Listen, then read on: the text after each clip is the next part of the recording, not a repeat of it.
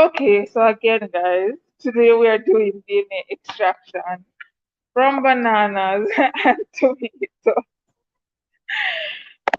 Today we have Tiffany here, and we have Stephanie, our treasurer here. So, where we're at, let me show you guys where we're at. There's the Lord finally.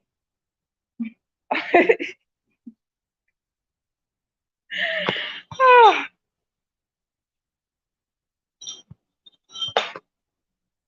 all right.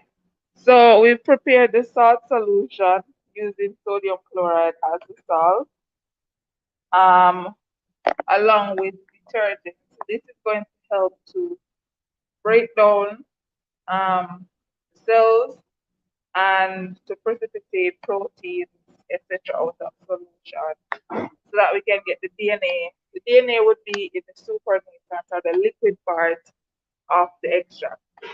So we've made up this using 2 teaspoons, 1 teaspoon of sodium chloride, and two teaspoons of detergent, which is basically just dishwashing liquid, pretty much. So that's the salt solution. So we're going to have to make up 2 salt solutions, one for each thing that we're doing. And we'll be using ethanol for the precipitation of the DNA. So 100% ethanol for the precipitation. And for washing the DNA, we'll be using 70% ethanol. So, um, while we're preparing everything, the fruits and everything, we're going to combine the salt solution with the fruit and kind of crush it together so that the DNA can come out of the cells. Um, and then we collect the liquid part of everything. So while we're doing that, we're going to go to the theory of everything. We have the ethanol chilling in the fridge. So we're going to have, when we're adding ethanol, it's going to be whole ethanol. Wait, for this. All right, so yeah, so the ethanol, we added it to the fridge so that it could cool. And so that when we're adding it to the supernatant that we're going to get afterwards, then it will be cold by that time. Hopefully ice cold by that time. Using that 100% absolute ethanol, we'll be making about 70% solution of ethanol for the washing. So let's get to the theory.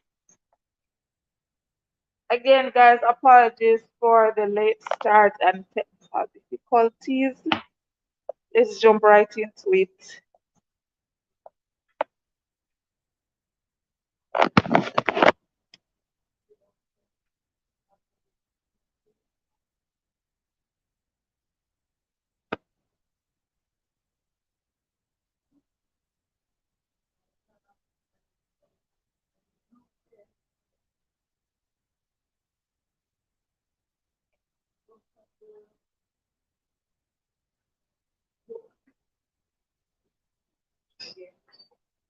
Alright, so DNA extraction is a routine procedure that we're using to isolate DNA from the nucleus of the cells.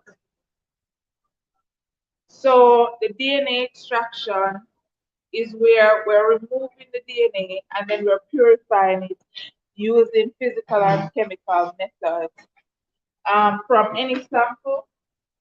So we know that our DNA is in the nucleus of our cells, so we can acquire it from the cells when we're doing our extraction.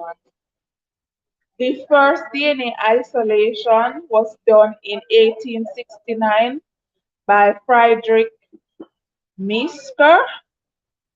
I don't even know what nationality that is, but Friedrich Misker in 1869 did the first DNA isolation.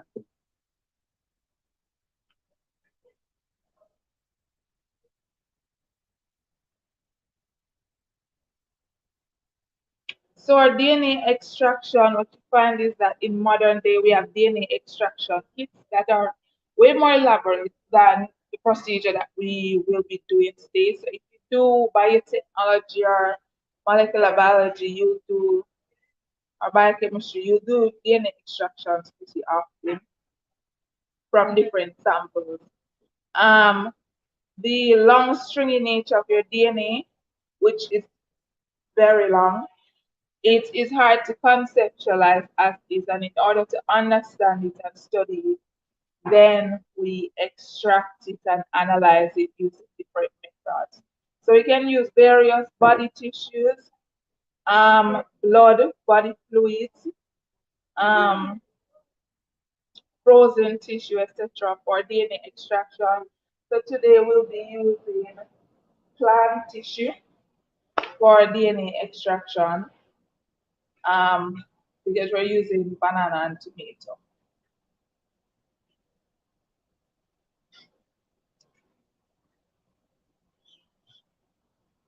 So all our human cells, with the exception of red blood cells and your gametes, contain 46 chromosomes, that is 23 pairs, and is known as a diploid number, 2n of chromosomes. Your gametes have a haploid number of chromosomes. So if all the DNA in your chromosomes of one cell was unwound, you would have a length of DNA about 2 meters, which is pretty long. And to know the size of a cell, how small it is kind of surprising how you fit something that is 2 meters long into that tiny size of a cell. So our DNA, as well as RNA, are polymers, and thus are known as polynucleotides.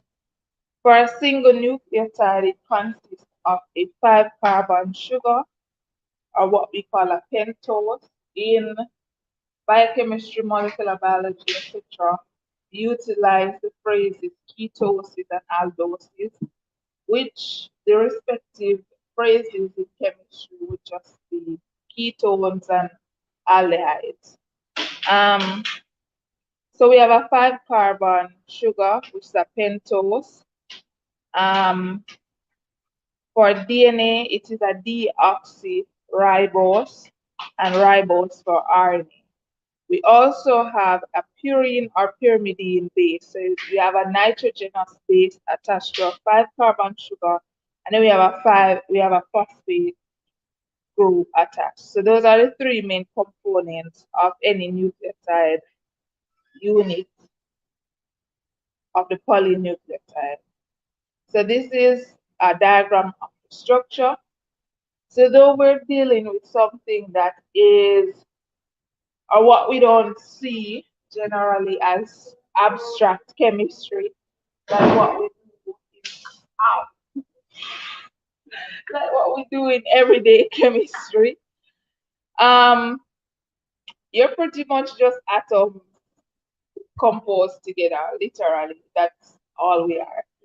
And you find that for your 5-carbon sugar or your pentoses, we're seeing the ribose and deoxyribose.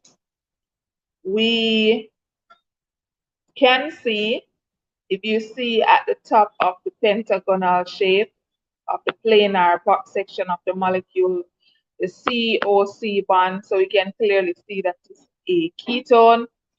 And we're seeing the bonds of the carbon, hydrogen, etc.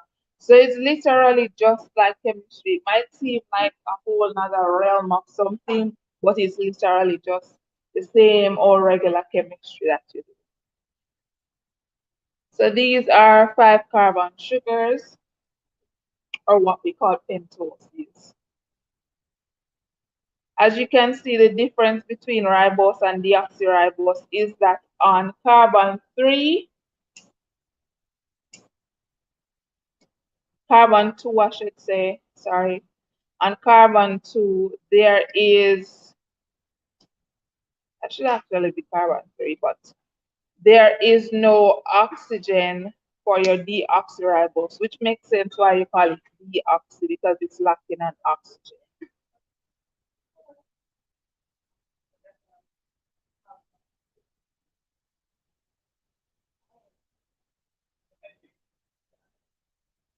So our DNA also have nitrogenous base along with the riboses, right?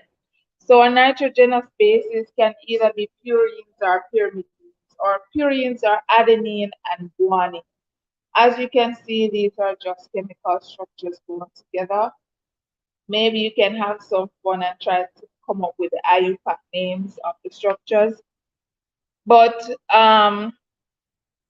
these are the nitrogenous bases. The name is pretty obvious because they are bases because of the NH bonds that are in the structure, and they're nitrogenous, contains nitrogen. That's pretty much it. So you have adenine and guanine, and what we can notice is that for our purines, we have two rings. We have a six-membered ring and a five-membered ring, jointed. We also have a pyrimidine. So your bases can either be purines or pyrimidines. Your pyrimidines are cytosine, thymine, and uracil. And we know that for RNA, we have uracil instead of thymine, which is in DNA. For our nitrogenous bases, we just have a single six-membered ring of the base, as opposed to the purines, which have two rings, one six-membered and one five-membered.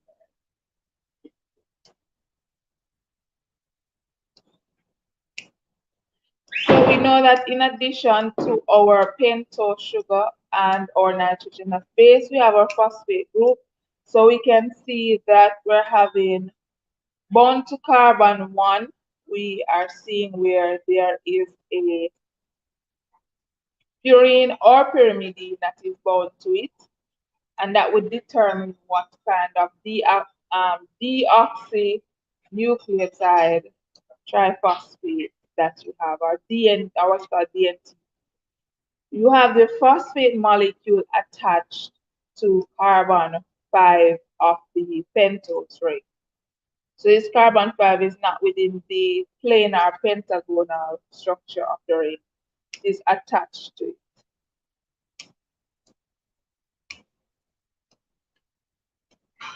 So this is our DNA all put together. Let's say we are joining, recall that our DNA is a polynucleotide, so you can imagine that it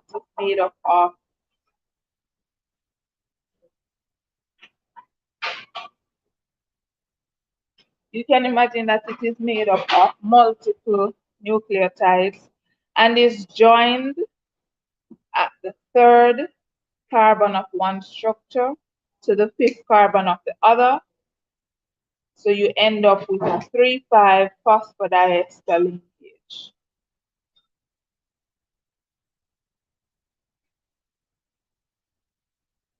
This is a complete image of how your DNA is.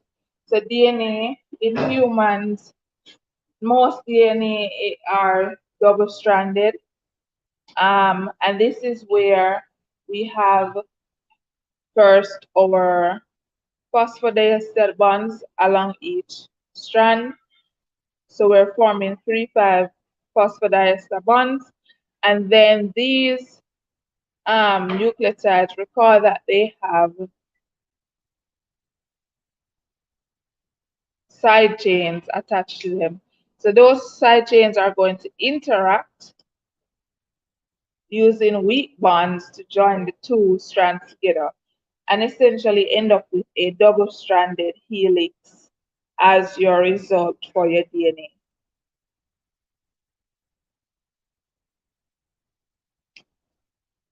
So our DNA extraction process, which is what we're carrying out today, has 5 main steps. The first thing you want to do, which is what we're currently doing, is disruption of the cellular structure to create a lysate. So basically, you're trying to break the cells apart using, well, there are different ways to do it. You can do it chemically. That would be using detergents, which is one of the most popular ways. You can use lysozyme, you can use lipases, which are going to cleave the lipid bilayer of the cell and open it. Or you can use mechanical damage, literally just crushing it or beating it so that everything combines well. So you're disrupting the structure, you're basically breaking apart the structure. That's the only way you're going to get the DNA out of the cell. Because they're too small for you to take each cell and try to get the nucleus out of it. So you just have to break them. And then once you break them, the DNA, the cell contents, your vacuoles, your ions, your nucleus, your glycogen granules, everything that is within the cell will flow out into the solution. So the second thing you want to do is separate your soluble DNA from the cell debris and other insoluble filtration. There are several ways to do it. The most common way that it is done is using centrifugation, which we're not using a centrifuge today. We're going to use filtration, which is another way to do it. You're going to, after you acquired or separated the soluble DNA from the cell debris, you're going to bind the DNA of interest to a purification matrix. This is the method that is used in the more accurate DNA extractions where they bind it to a purification matrix using the principle of ion exchange or ion exchange affinity or affinity chromatography. After which you're going to wash the proteins. So you're going to get rid of any other proteins because you're really not interested in the proteins and any other contaminants. And then you're continuing with elution of the DNA. Elution of the DNA involves determining concentration, purifying it, storing it, etc. So those are the 5 steps. So step 1, which is the main step, as I said, is where we're at. We are doing the creation of the lysate, which is the liquid part of that results from you lysing or breaking the cells apart.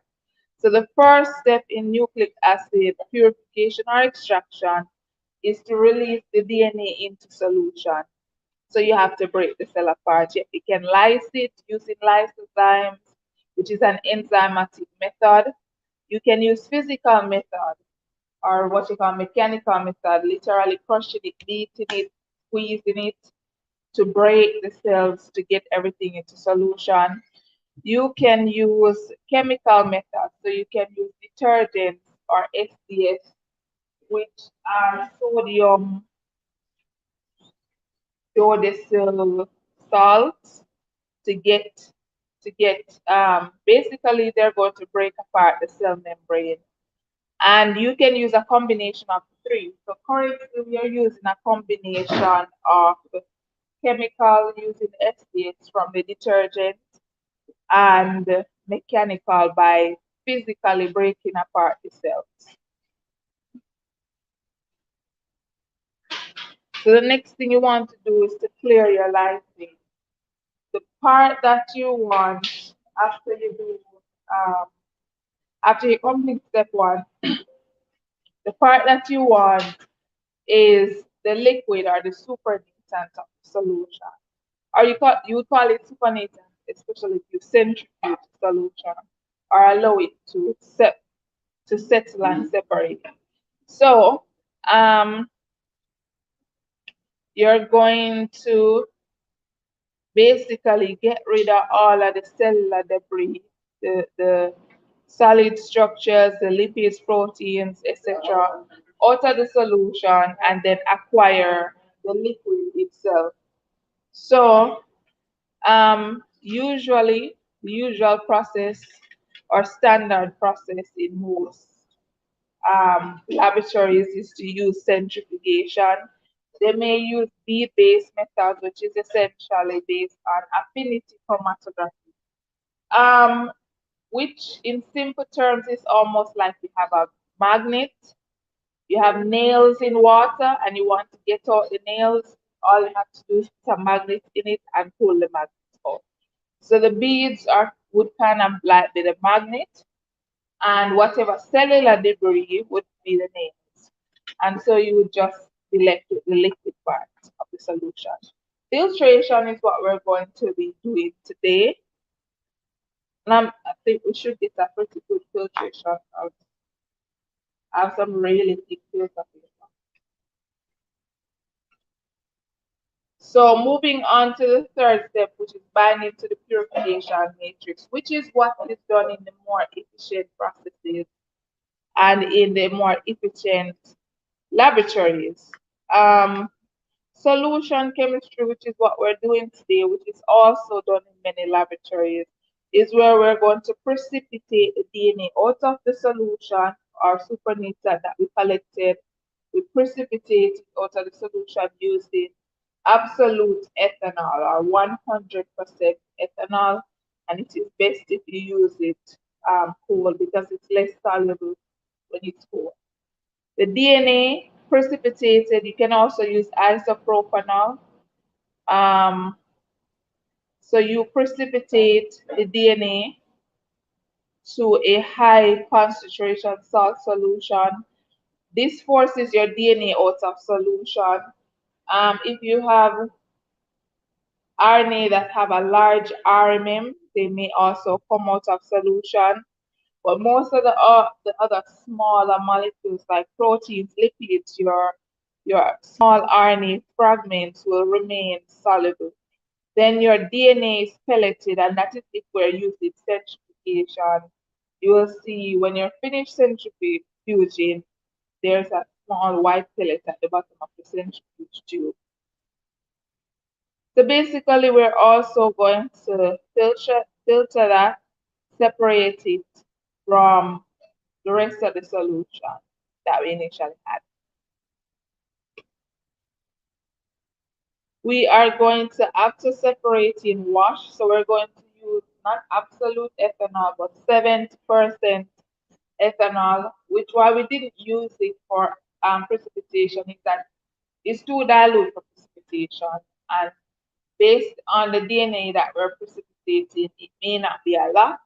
So you need a very high concentration, which 100% works. So we are going to wash it. Washing is going to be removing any additional impurities and salts, proteins that have been left over. We're just going to wash to get rid of those. And our final step is elution. I don't think we'll be able to do much on elution today because we have to use a spec, which may not be possible today.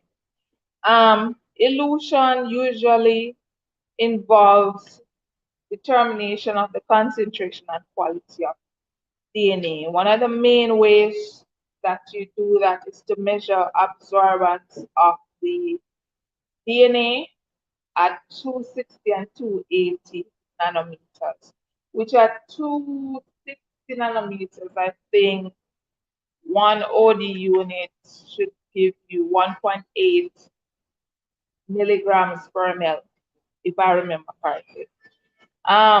So you can use your OD or your absorbance to determine what concentration of DNA you have acquired. If possible, we will do that today, but that may not be possible. So let's get back to the process where we're at. We have done step one, which is mechanical damage to the cell. We've added detergent to the cell, and we've added the salt solution. The salt is going to help to precipitate the protein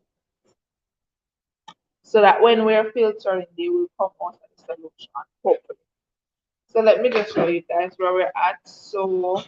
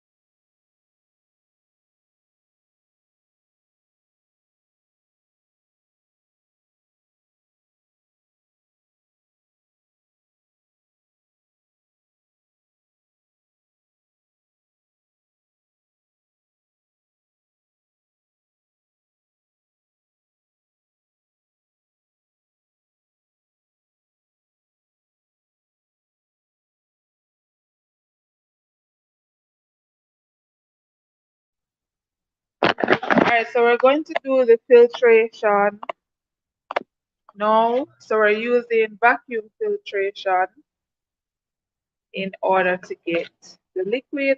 Let's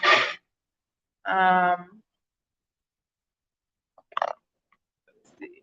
Yeah, I should be able to see. So this one is the banana sample that we use.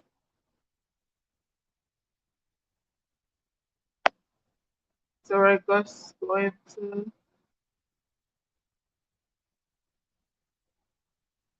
filter it so that we can get the liquid. Because remember, because we had mechanical damage of the cells and we added the detergent, then the DNA would be in the liquid part of the solution.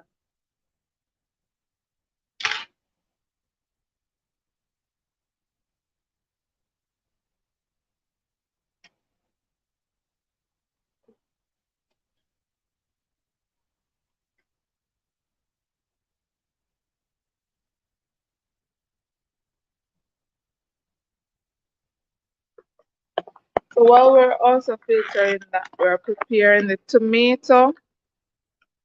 So we're crushing it so that we can get everything out of the cells into the solution. And we're gonna use this. Might as well. Oh. So we're going to, after filtering, I think maybe we have to filter again. I have enough filter paper. Second filtration will be a lot easier. And after we filter, then we are going to precipitate. So our ethanol should be cooled by now, but hopefully it's ice cold by the time we get to it. So we're trying to be extra careful with the filtration just because the size filter paper that we have is not the size of this Buchner funnel. So we're trying to keep it in the center that too much of the sample doesn't get into the liquid. We'll filter it again, maybe 3 times, so that everything can.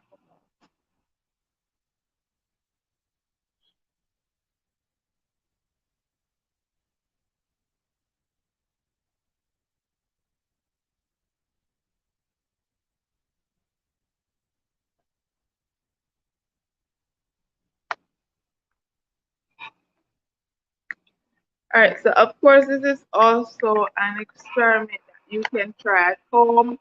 Of course, you wouldn't have 100% ethanol. Your concentration of alcohol would not be as high. The ethyl alcohol is ethyl or isopropanol, that is in rubbing alcohol. Concentration is not very high, but you can still get some amount of precipitation, especially if you use it when it's cold. You can get a good amount of precipitation. Or you can use rum, to be honest, whichever works and is more potent. Yeah, to get out the liquid or as much liquid as possible.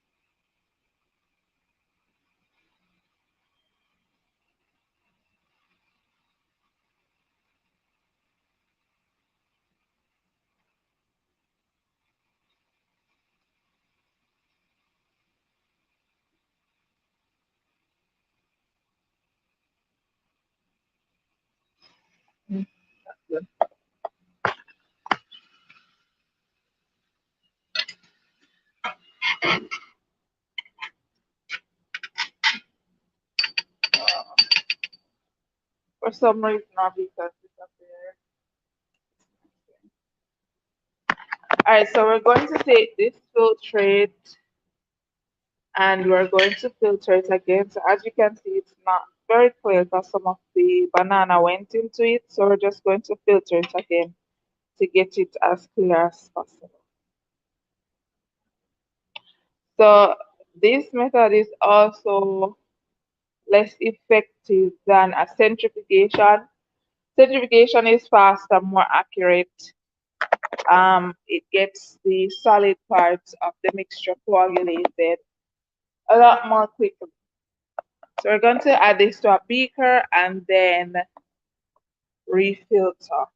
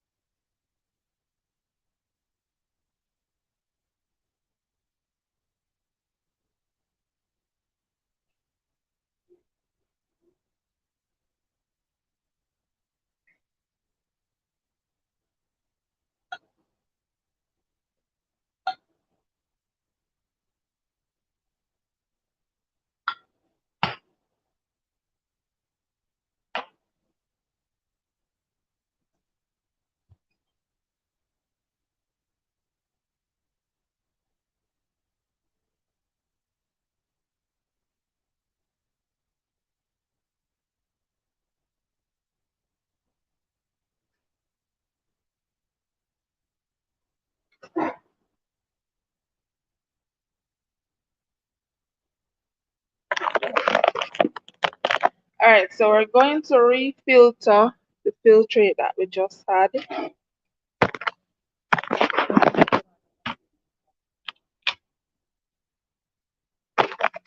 All right, so we're going to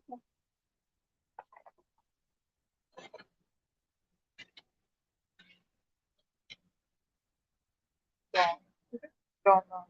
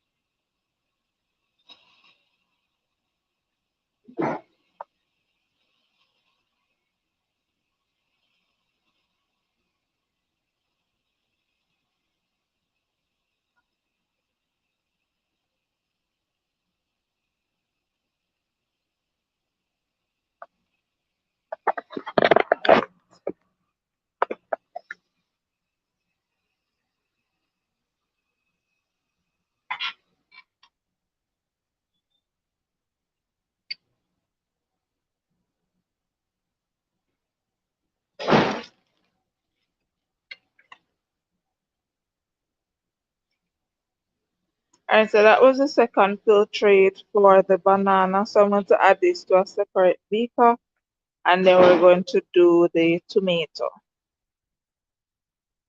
Yeah, so good.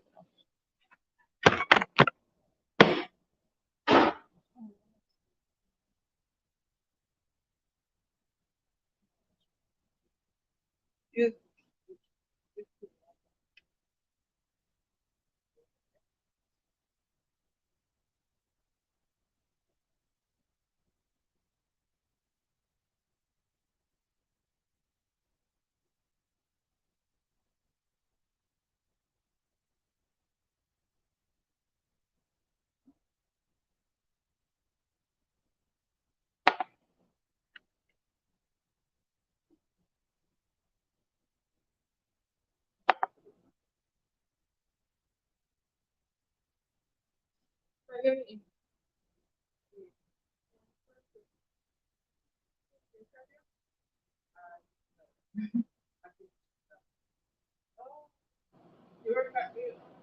No, I'm the first no.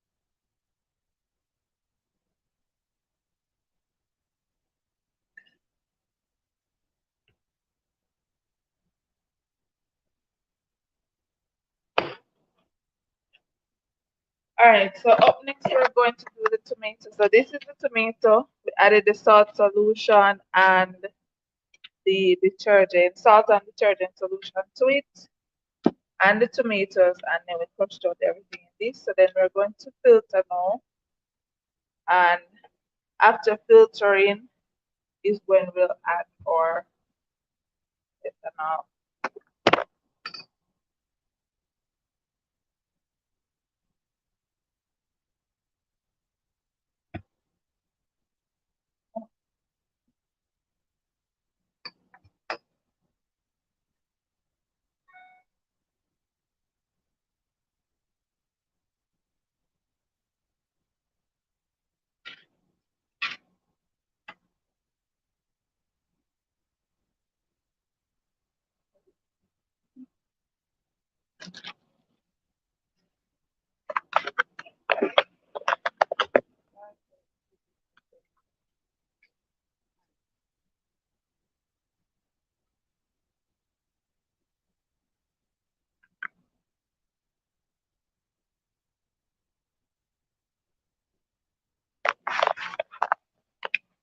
Alright, so we're filtering the tomato solution, salt and detergent solution.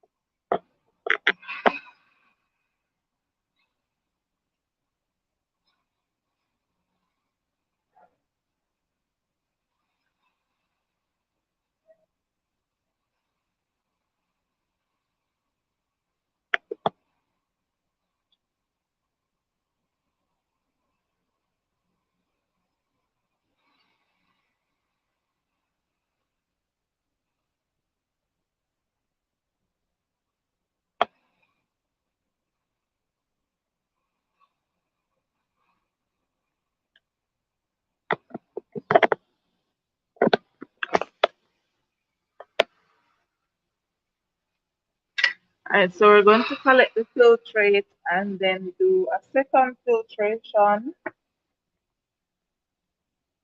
Which means we need one.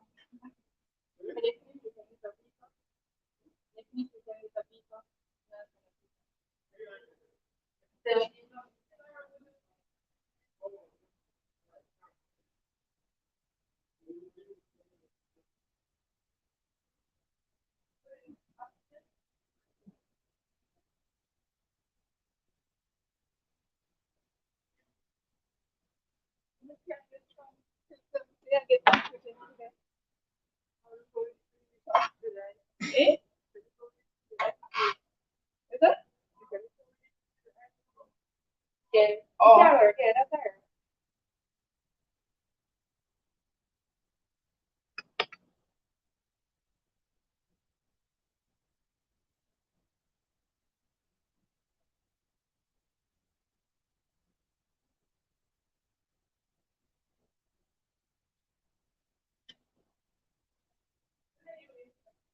Hmm?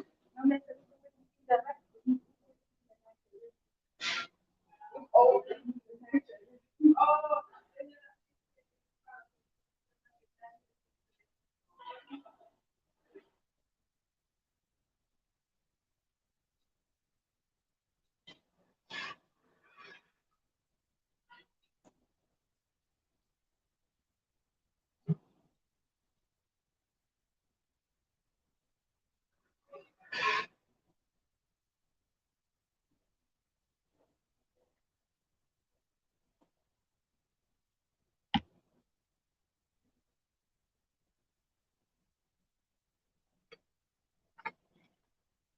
What do you think?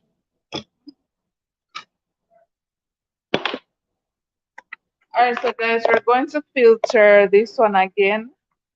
We may filter this again just because it has a lot of residue in it. But we'll see. We're going to filter this one again. And then we're going to add the ethanol. Which prostate?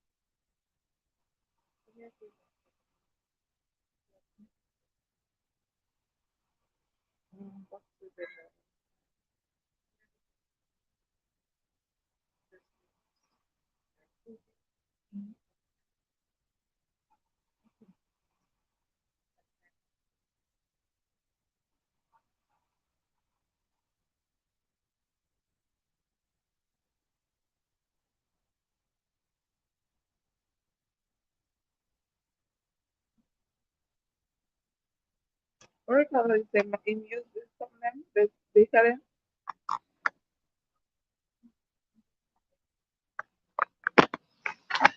Alright, so that's the second filtration.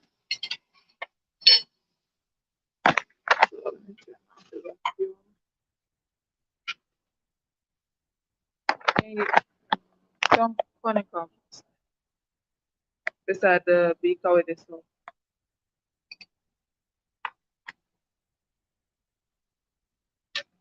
Yeah, one there. Yeah. Alright, so these are the two filtrates that we have. So this is one for the banana, this is the one for the tomato. So we're going to do a third filtration, but we're going to do a normal fluted filtration. So we're just going to flute it into a regular filter funnel and filter into a conical flask, and then we add the ethanol.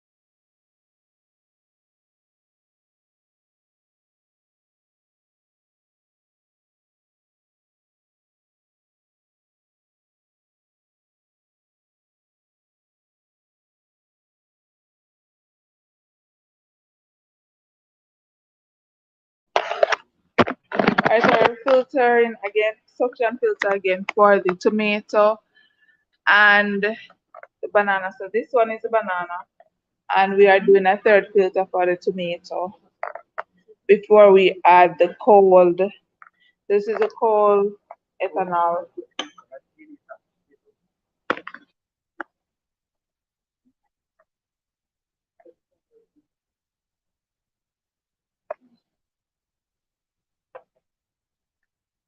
What is that?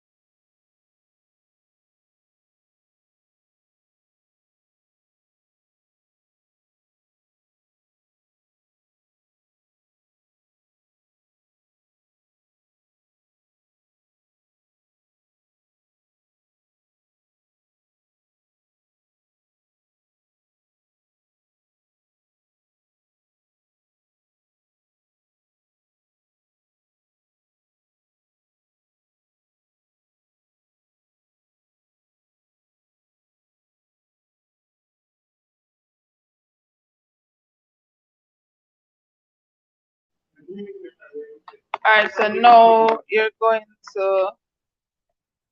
to filter the banana one.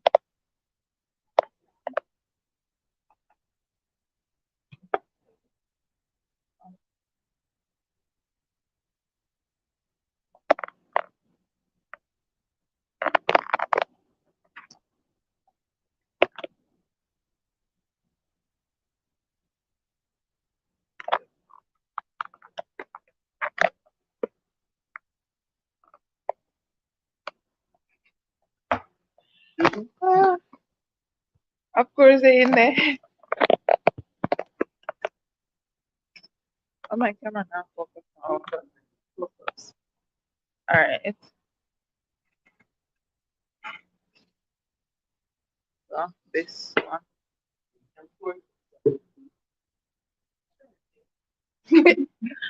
So,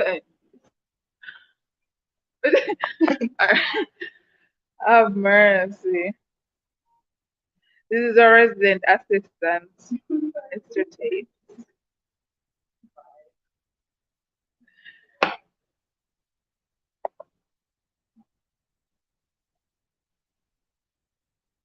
Yeah, it looks clearer.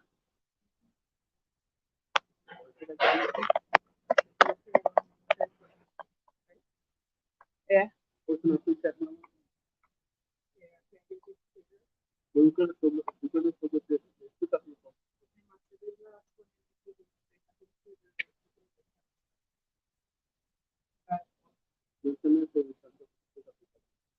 Doubling. Because this thing.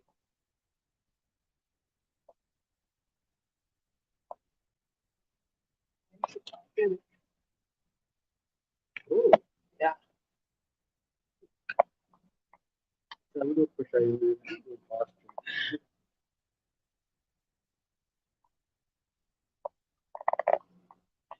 Alright, so as you can see, the filtrate is a lot clearer than what we get from the previous filtration. So because the filter paper is very thick and the pores are very small, it's going to take a little while for everything to pass through. But that also means that we get a really good separation.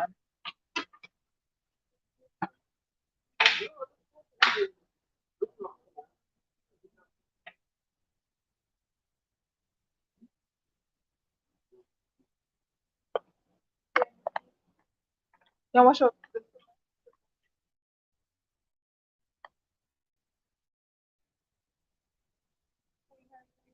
No, that one is so clear and this stuff.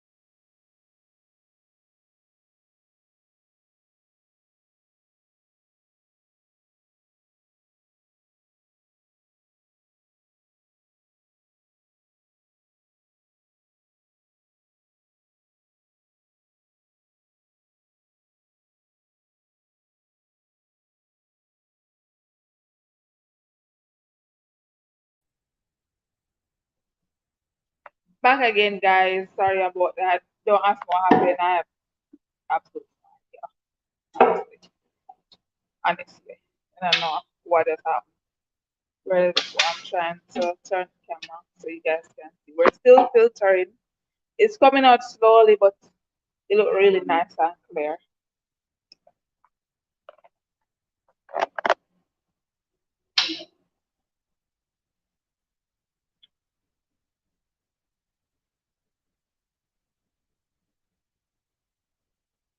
This looks nice for me. This is nice for me. Until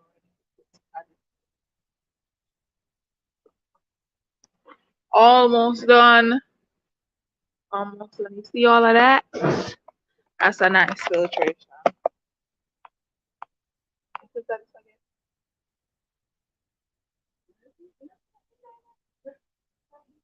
You know, like one filter again.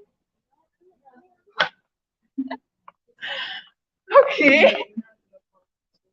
Because you see how this look clear, like translucent. It look this one look really cloudy. I don't know. I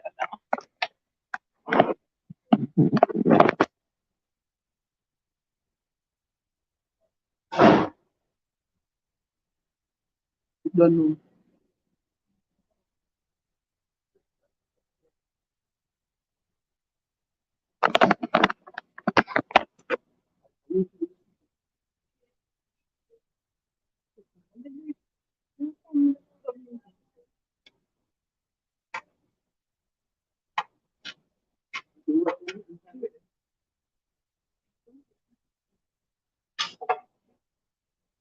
Yeah, even a ChemSoc.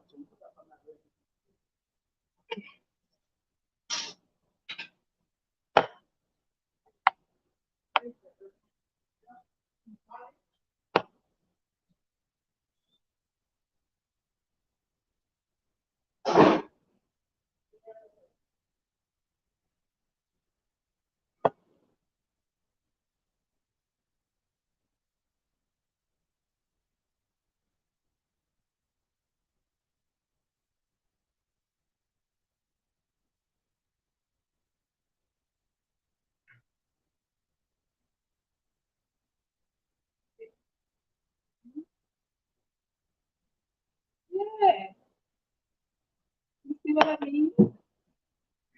Like this look clear. Yeah, there's one.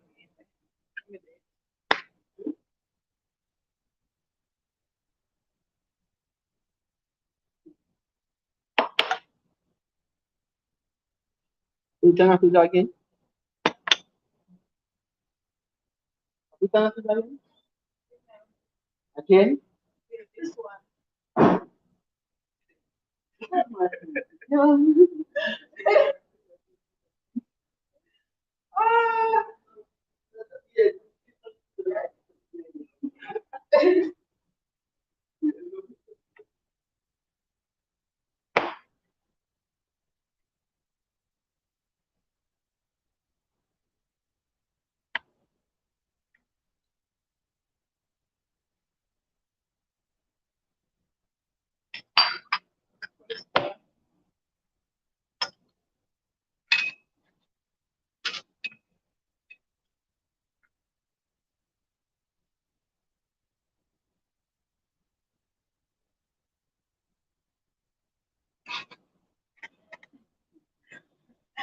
Hey, what I really like. Can you imagine?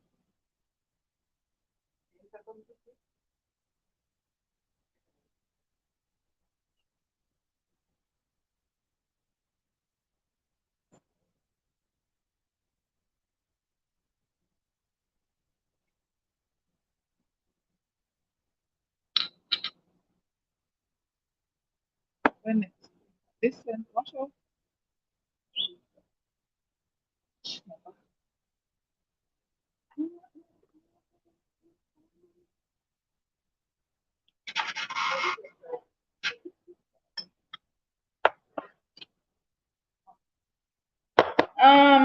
All right, so now we're going to add them to the beaker, and we're going to add the cold absolute ethanol in equal volumes to this. These are the measuring cylinders nowadays.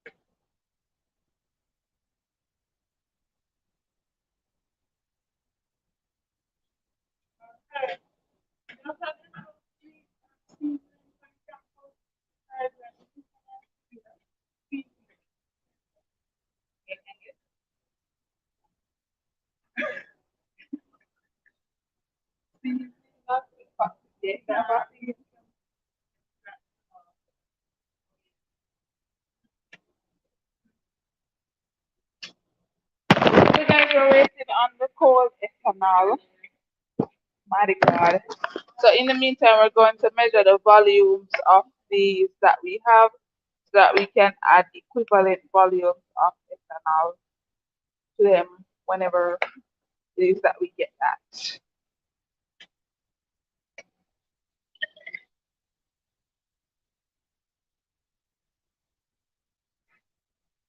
That look like 60, 70.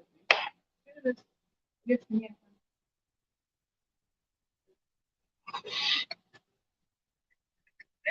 Oh, it don't look like 70 pandies. It's like 100. Little less than 100.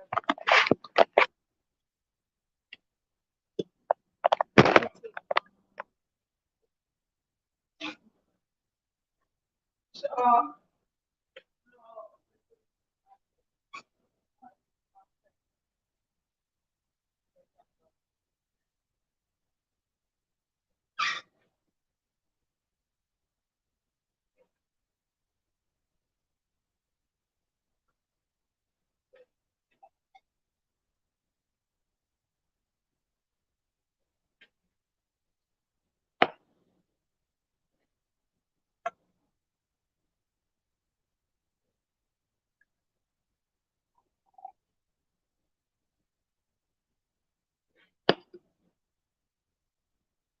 alright guys, so while we're waiting on the ethanol, we're going to go through the procedure of the DNA extraction.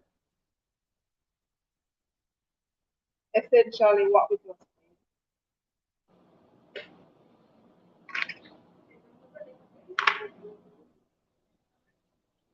Hang on. What?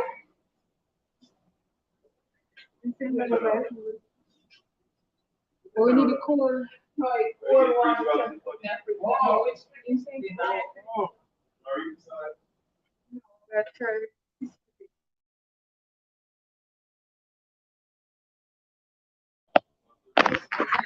All right, so the first thing that we did was to collect the food sample and add 2 teaspoons of our salt solution. And 1 squirt could be about 2 teaspoons or tablespoon of hand soap, which would be the detergent. We can put it in a blender or we can crush it to cause mechanical damage to the cells.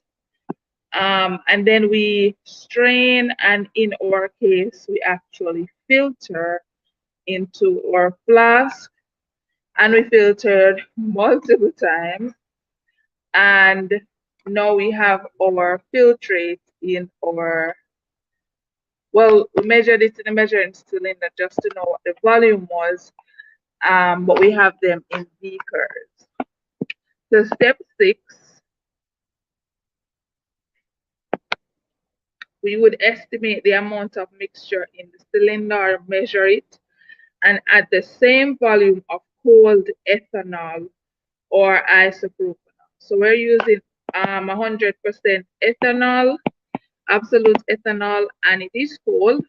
And we're going to pour it gently down the sides of the cylinder using a pipette or another measuring cylinder. So something that wouldn't disturb the solution too much. Because if you do that, then trust me, I've made that mistake before. The DNA is going to disappear into the solution and you probably won't get it back. So looking carefully at the layer between the mixture and the alcohol, then you're going to see a whitish or snotty looking substance, which is our DNA. That's what we're about to do now. We're going to add it slowly along the edges as to not disturb the solution.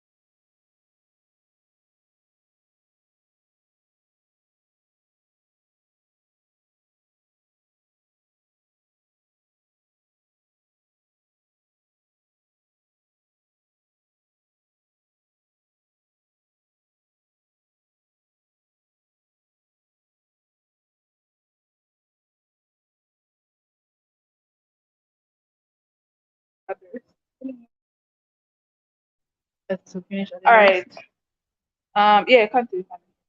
So I'm going to show you guys. If you look overhead, it looks kind of cloudy. I don't know if you guys are seeing that white thing on top, but pretty much the DNA is within the ethanol layer. because it's going to precipitate from the solution into the cold ethanol. So I'm going to show you guys a side view of how it looks.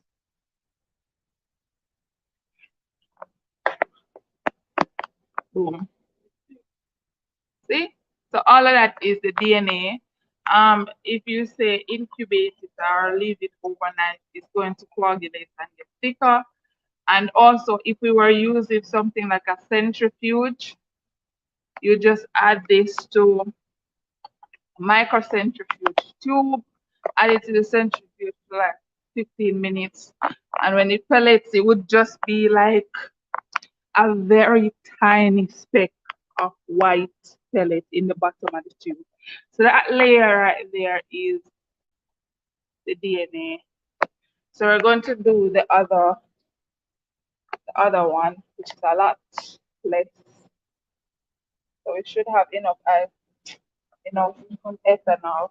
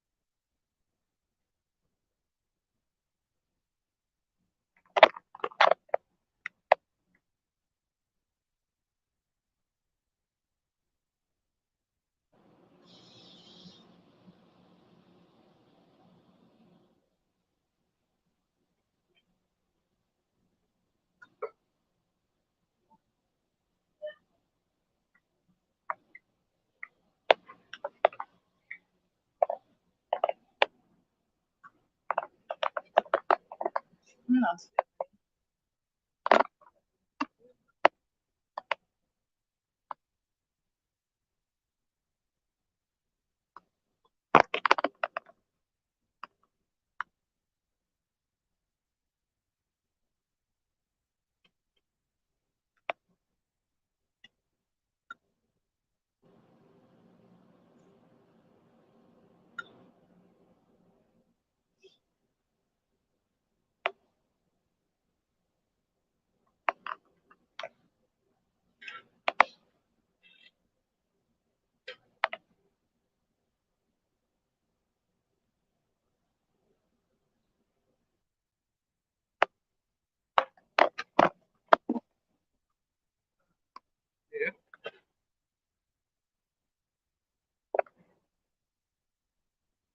Now I want to come here and see things.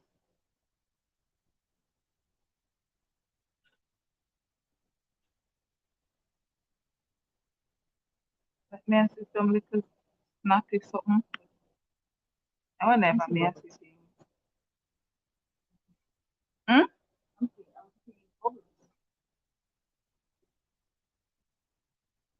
Bubbles? Oh,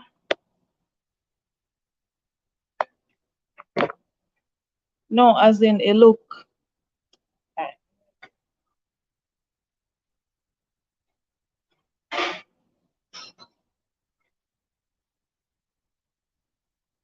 Like right here, so it could be me seeing things.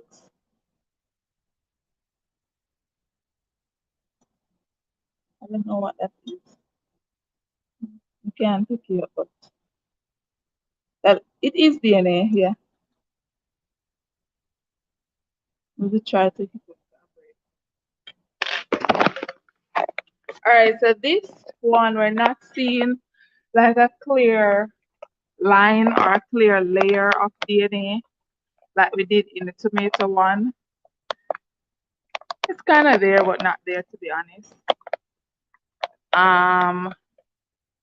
Yeah, but with this one, you can see the clear, distinct layer of the white DNA. All right, so that's pretty much where we end. We don't have a spec where we are here, so it's not like we can use a dropper to take out some and find the absorbance. So we wouldn't be able to do the dilution part of it. If we had a spec, we would measure the absorbance at 260 and 280 nanometers and use that to calculate the concentration of DNA that is in the sample. So with that said, we're going to move to questions for today. And if I want to say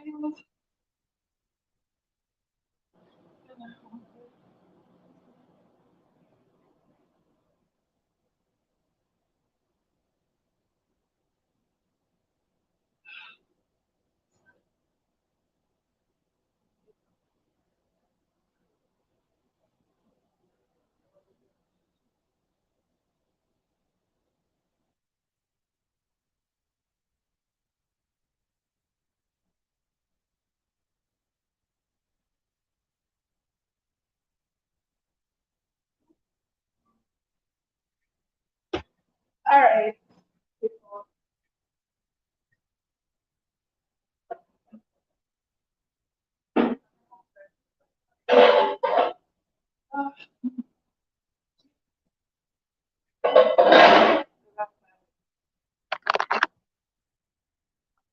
All right, lovely people. First question, which of the following represents a haploid number of chromosomes?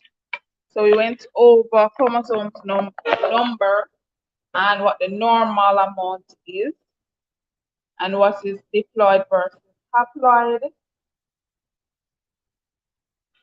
So, picture. Look at that.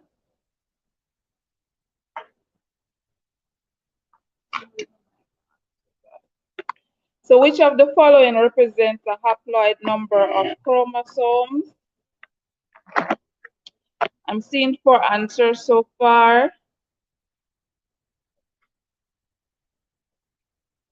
Who is the correct answer?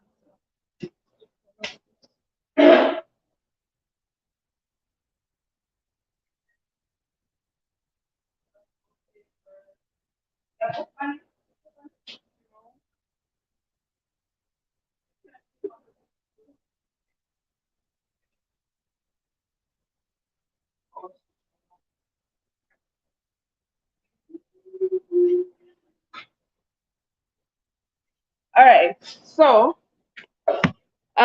first correct answer is coming from Ciandre.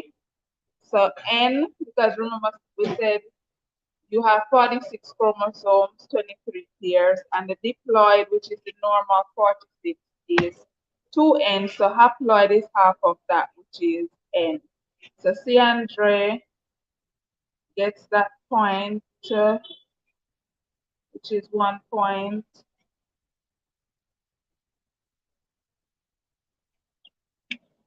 Next question.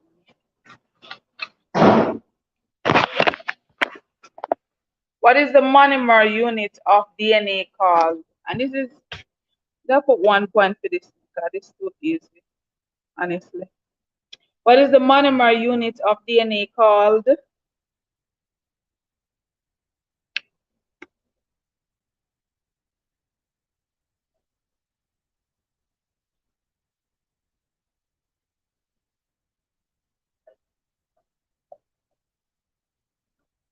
No, Mikhail, not just the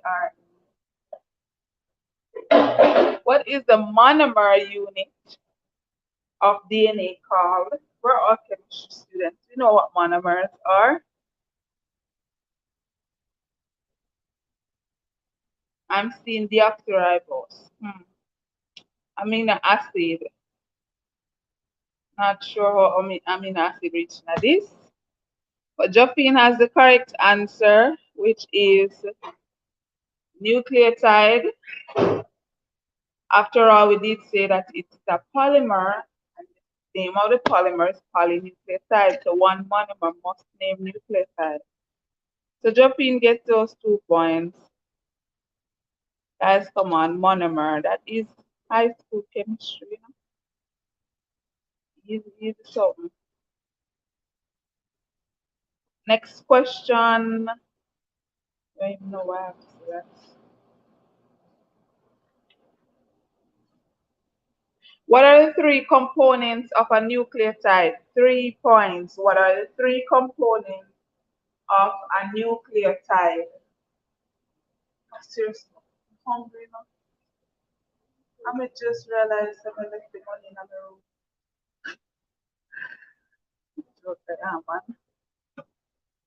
What are the 3 components of a nucleotide, guys?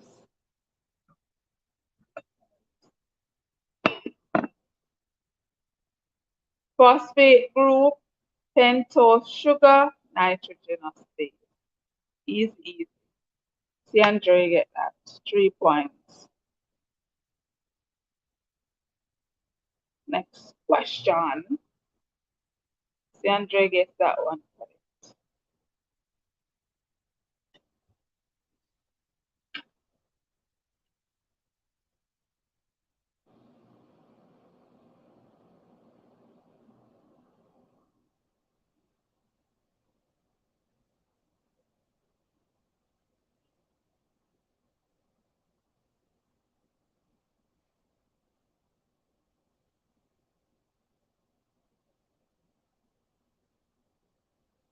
So, our next question is,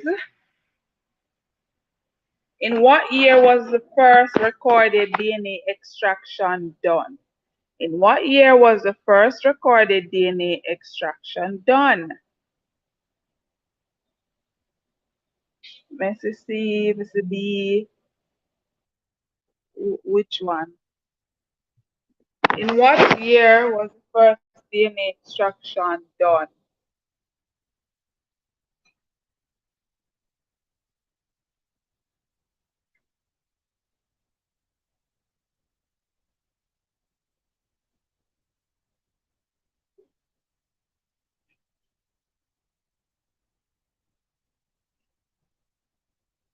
The correct answer is C. That was by Cheyenne. Cheyenne gets that point. It was 1869.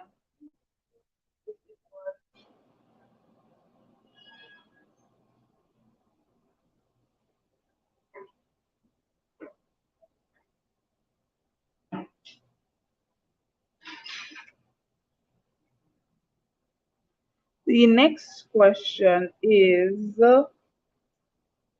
all DNA is double-stranded. Is that true or false? All DNA is double-stranded. Is that true or false? Yes, all DNA are double-stranded. Is that true or false?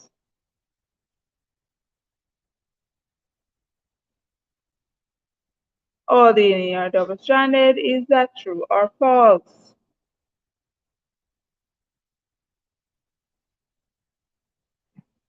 I'm seeing all B's.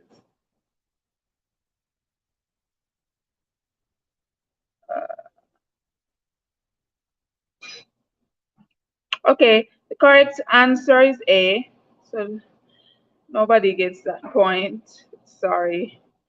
Not all DNA is double-stranded, contrary to popular belief.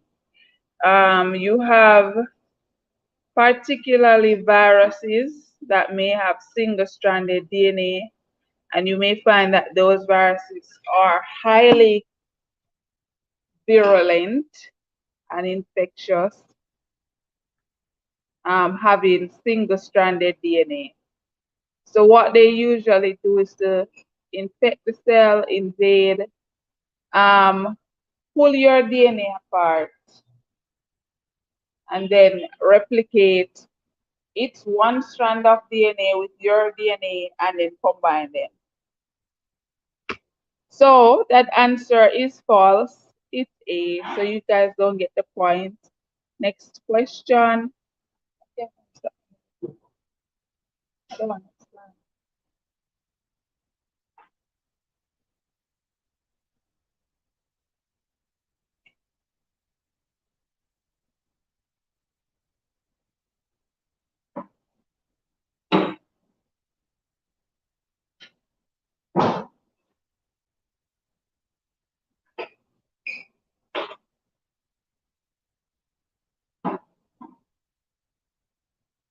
So the question is, which of the following are pyrimidines? Which of the following are pyrimidines? Thymine, uracil, guanine, cytosine, adenine. What are the pyrimidines? I'm seeing a lot of people saying B.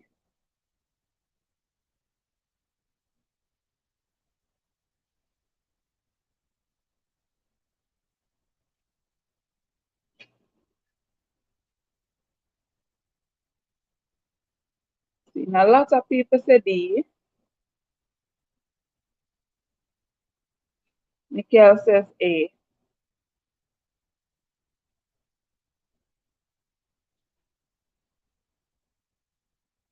All right, so the correct answer is indeed D. Uracil, cytosine, and thymidine are the pyrimidines, and Andre gets that answer.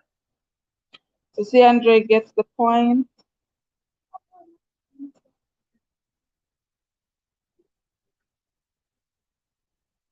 The next question.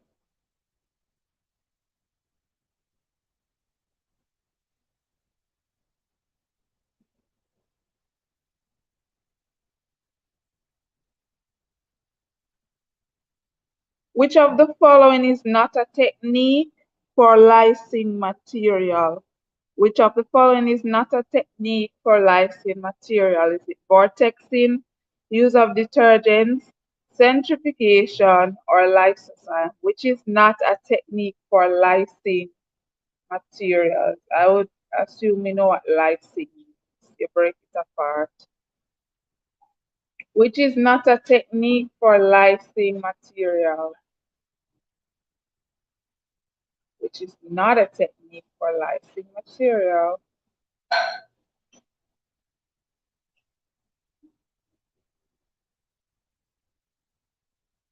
I am seeing is, I think Mikhail said D. Any other answers?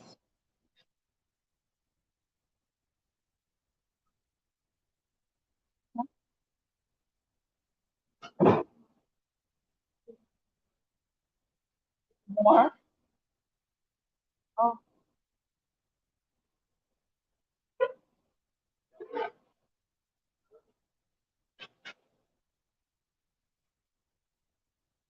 what's the answer, guys? The correct answer, I am not seeing. So somebody need to give me the correct answer.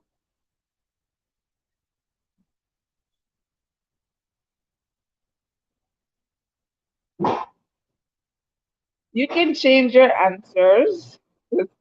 I don't see the correct answer as yet.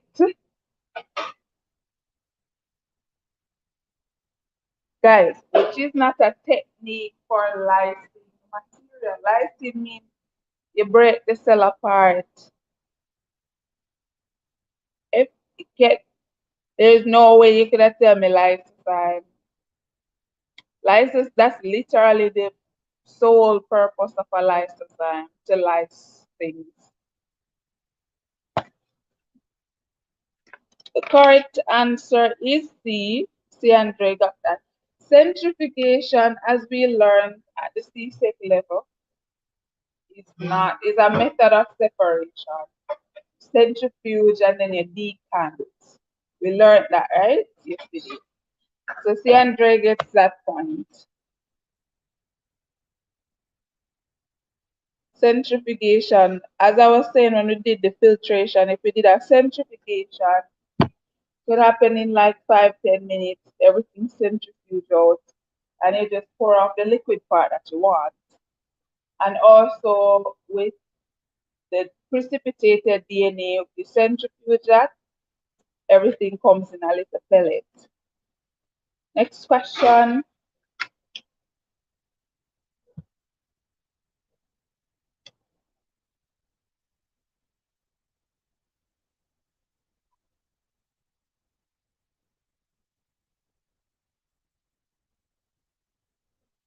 What homologous series does ribose belong to? And you know, I'm even gonna explain what homologous series is. We know what that is. We're chemistry students. What homologous series does ribose belong to?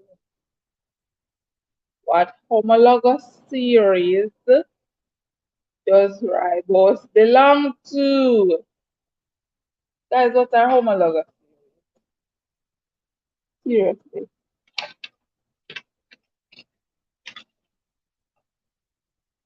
I don't want to pull out a C-section.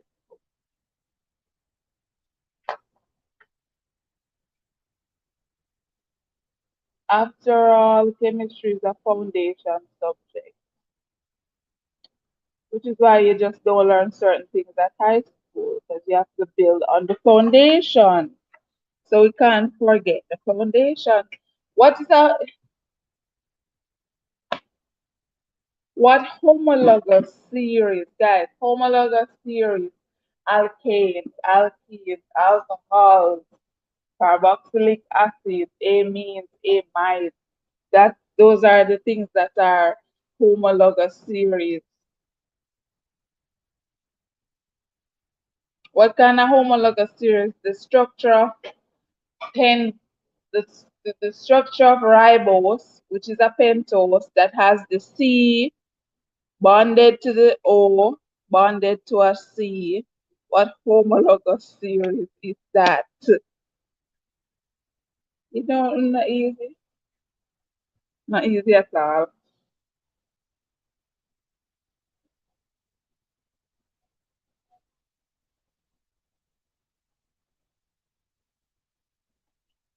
We haven't come up with the answers yet.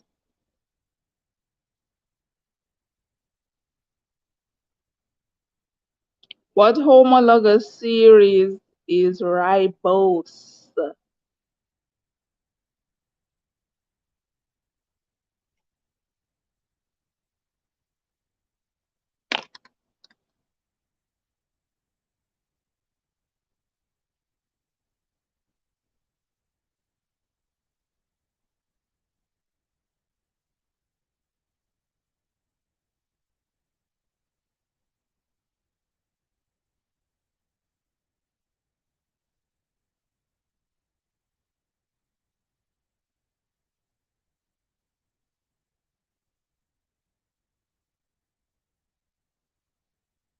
Let me see who gets it. The correct answer comes from Mikkel. It's aldehyde.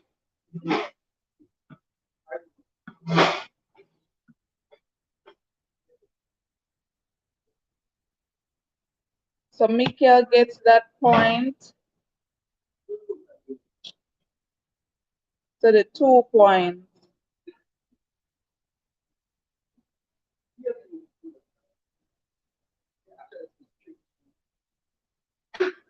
So Mikkel gets the 2 points. It's an aldehyde. Aldehyde, guys. That's the homologous series of ribose. So we're moving to the next question.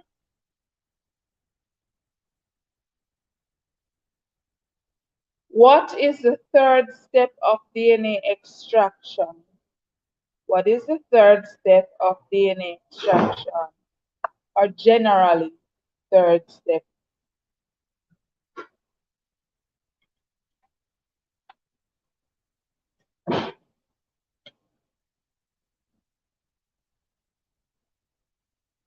The third step is what? Yeah, correct answer is D. So C. Andre gets the point first. It is the binding to a matrix, binding of the DNA to a matrix, which is not always the case. Sometimes we use precipitation methods like the one that we used.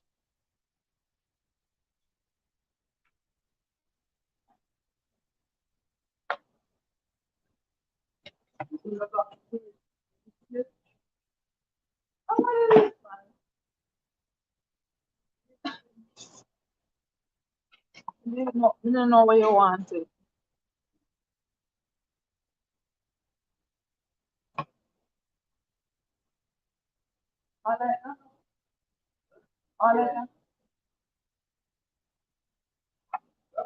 What is the name of the bond that joins two deoxynucleotide triphosphates? What is the name of that bond? What? What?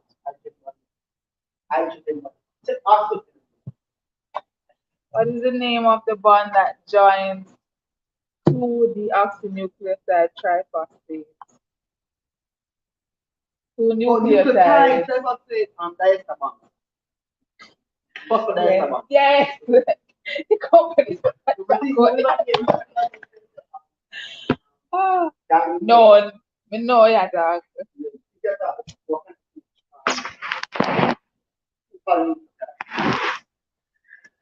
So the the answer is a phosphodiester bond. Andre got that answer correct first. That's 2 points. Andre just had one. So and we're at what, question 12 now? No, question 11. And this question is, what type of weak bonds hold double-stranded DNA together? What type of weak bonds hold double-stranded DNA together? What type of weak bonds hold double-stranded DNA together?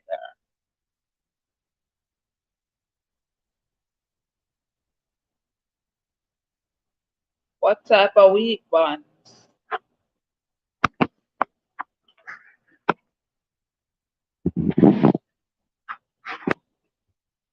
Correct answer, hydrogen bonds. That was too easy. Everybody know that. Andre got a point for that one. That was easy. Last question.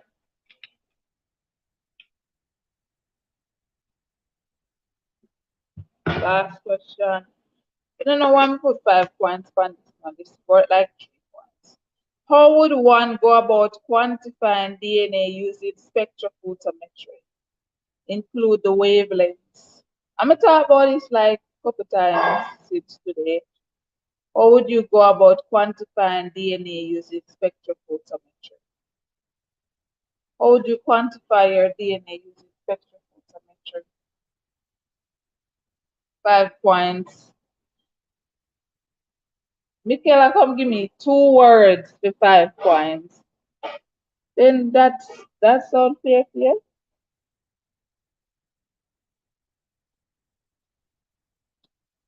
That sound fair to me.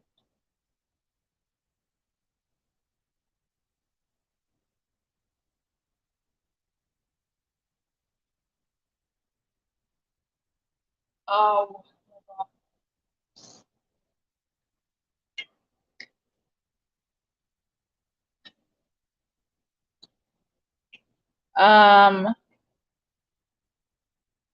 Okay. That's it?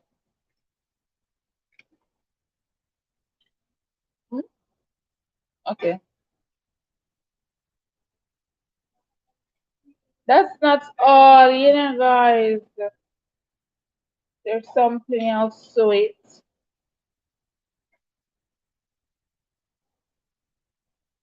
Can't just give me a one little sentence. How would you go about quantifying the DNA using spectrophotometry?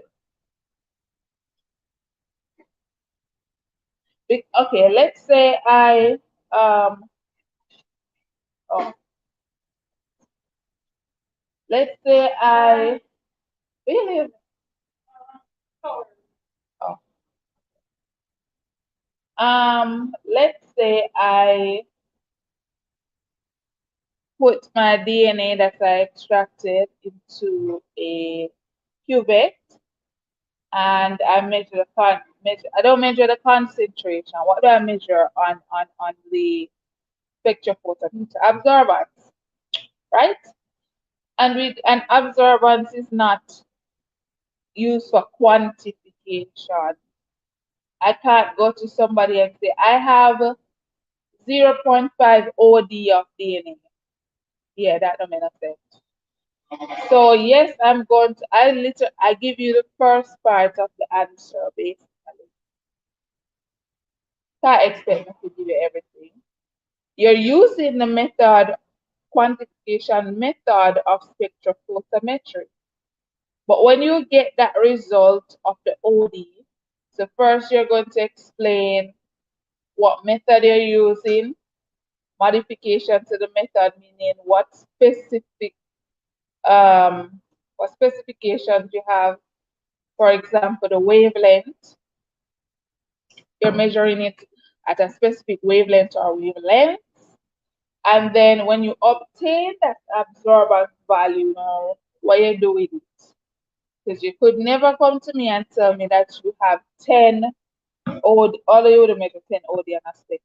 But you couldn't tell me that you have 0.021 OD of DNA from tomatoes. That's crazy. Which means I pretty much give you the answer. So anybody wants to explain that again in their own words for 5 points?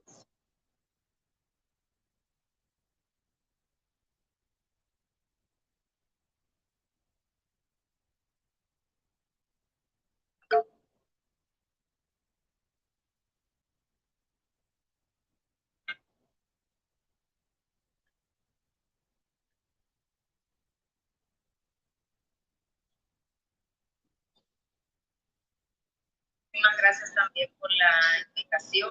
Agradezco. Anybody?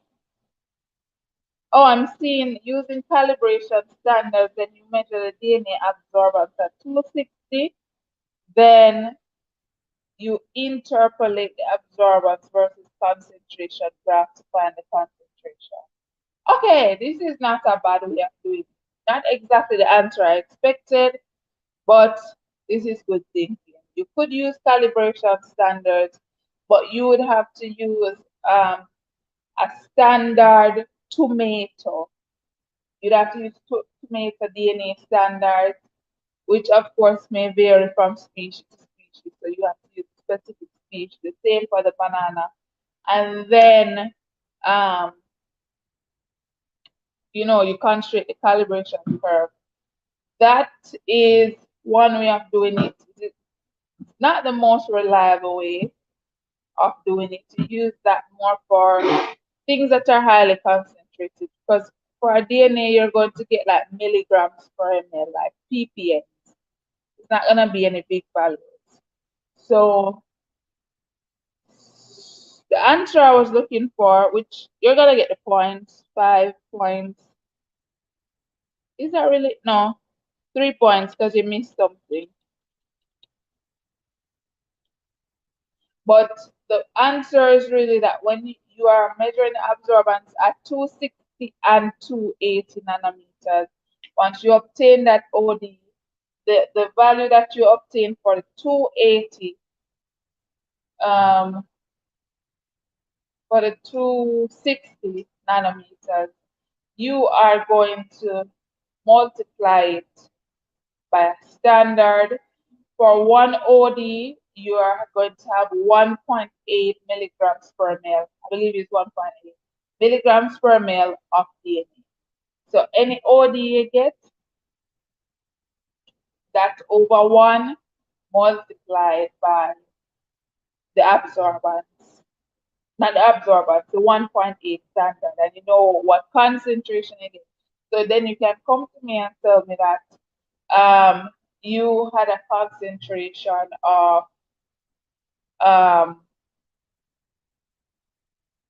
0.023 milligrams per ml or 0.023 ppm of DNA. Then that makes sense. But that's the end for today. So the final score: Cyandrate 10, Jophine 2, Cheyenne 1, and Mikkel 5. That's Cyandrate 10, Mikkel 5, Jophine 2, and Cheyenne 1. So I will be seeing you guys next week. It's likely that we will not be streaming via YouTube next week, but I will let you guys know what the update for next week is. Alrighty, people. So see you guys next week. Bye.